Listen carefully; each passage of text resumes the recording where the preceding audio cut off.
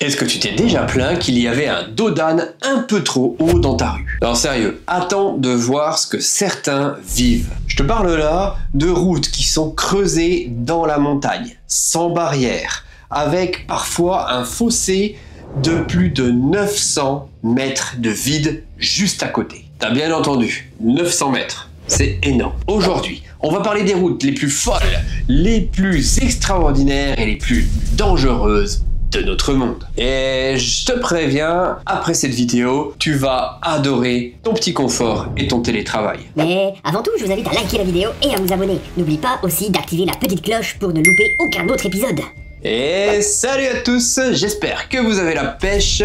Partie 1. Les routes qui défient la gravité. Himalaya, la route Manali, Leh, Inde. Longue de plus de 470 km, cette route relie Manali à Leh dans l'état de Ladakh. Elle traverse plusieurs cols à plus de 5000 mètres d'altitude, comme par exemple le Tanglang, la Pass. Et quand tu roules là-haut, il n'y a pas que le vide qui te gratte, il y a aussi le manque d'oxygène. À cette altitude, ton cerveau réagit plus lentement, ton souffle est court et ta concentration peut chuter de 30%. Moi, je suis déjà malade quand je suis juste assis dans le bus, alors bon, t'imagines? Chaque année, des dizaines de véhicules tombent en panne ou glissent sur la chaussée à cause des éboulements. La route est ouverte seulement 4 mois par an, entre juin et septembre. Parfois, les conducteurs de camions doivent descendre de leur véhicule et pousser leur propre camion, ils s'y mettent à plusieurs évidemment, pour les enlever de la boue. Et ils font ça à flanc de ravin. Et bien que cette route soit extrêmement dangereuse, eh bien elle est vitale pour certains villageois du nord. Les Andes, la route des Yungas, Bolivie. Surnommée El Camino de la Muerte, cette route relie La Paz à Coroico, soit environ 60 km. Large de 3 mètres à peine, aucun garde-fou. À gauche, un mur rocheux. À droite, un ravin de 600 à 900 mètres. À vrai dire, le ravin de 900 mètres, c'est pas encore le plus gênant. Ce qui est le plus gênant, c'est que la route est extrêmement glissante. Et il y a là-bas un brouillard qui t'empêche à voir à moins de 10 mètres. Et pour un petit peu plus de fun, eh bien les chutes de pierre là-bas sont très fréquentes. Et finalement, le plus absurde dans cette histoire, c'est que régulièrement, des camions et des bus y passent. Ouais, à tous les coups, les chauffeurs, ils disent « Pas de soucis, on connaît la route ». En 2006, le gouvernement a construit une nouvelle route plus sûre. Mais certains conducteurs préfèrent encore l'ancienne, car elle est plus directe. Les Alpes, le col de Stelvio, Italie. 2757 mètres d'altitude, 48 virages en épingle et des vues à couper le souffle. Mais pas le temps d'admirer, sinon tu risques d'avoir vraiment le souffle coupé. Chaque virage est une roulette russe. En été, les cyclistes l'adorent. Mais en hiver, c'est pas tout à fait pareil. La route devient une patinoire.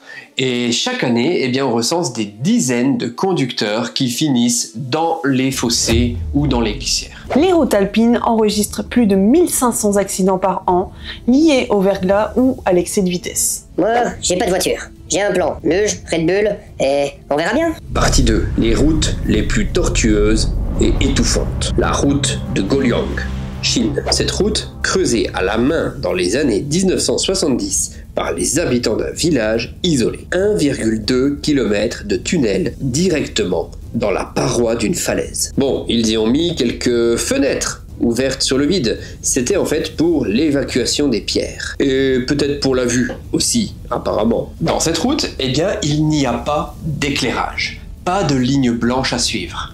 Et quand deux véhicules se font face, eh bien l'un d'entre eux doit reculer en marche arrière dans un tunnel dans les montagnes. Sérieusement? Paso de los Caracoles, Chili, Argentine. Une montée en spirale infernale. Une succession de 29 virages ultra serrés. Et ce, à plus de 3000 mètres d'altitude. Les poids lourds roulent ici souvent sous la neige. Et ils n'ont pas toujours de chaîne. Les vents peuvent atteindre 90 km/h dans les virages. Un conducteur de bus a déclaré en 2018 « On ne conduit pas ici, on négocie chaque virage avec Dieu ». Trollstigen, Norvège. 9 virages, un dénivelé de 12%, des cascades partout, et une route si étroite qu'un bus doit s'arrêter pour tourner. La route est fermée 6 mois par an à cause du verglas. Chaque été, elle attire des milliers de touristes et des centaines d'accidents. Partie 3. Les routes contre la nature.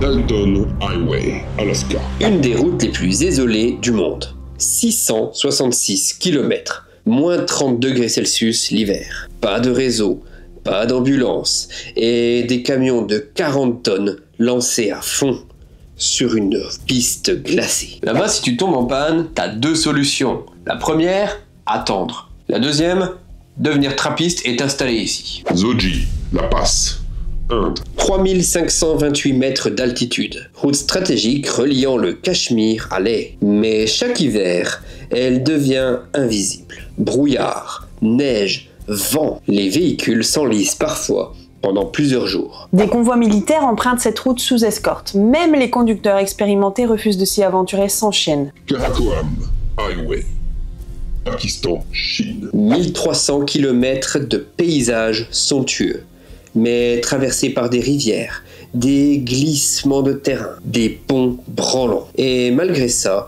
c'est une route nationale. Là, c'est clairement comme si ton gouvernement avait dit « T'inquiète, ça passe », alors que tous les signes te montrent que non. Aucun comparatif avec nous. Il y a des routes qu'on évite, nous, parce qu'elles bouchent un petit peu ou parce qu'elles sont pas très agréables.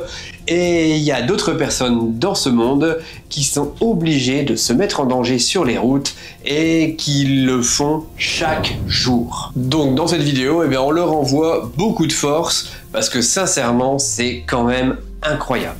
Et pour la plupart d'entre eux, vous imaginez bien qu'ils n'ont pas nos conditions de travail. Moi, je rends mon permis. Définitivement. C'est fini pour cette vidéo. J'espère que toutes ces routes vous ont fait un petit peu rêver. Il y a quand même des paysages qui sont extraordinaire, faut bien le reconnaître, mais pour ma part, j'ai pas trop envie d'aller rouler par là-bas. La semaine prochaine, on repart un petit peu vers de la science. On va s'éloigner un petit peu de ce genre de sujet. J'espère que la vidéo la semaine prochaine vous plaira. Je ne vous annonce pas tout de suite le titre, je vous laisse le soin de découvrir la vidéo samedi prochain. Pour ma part, je vais me mettre au boulot. C'était le Chat Perché. Allez, ciao!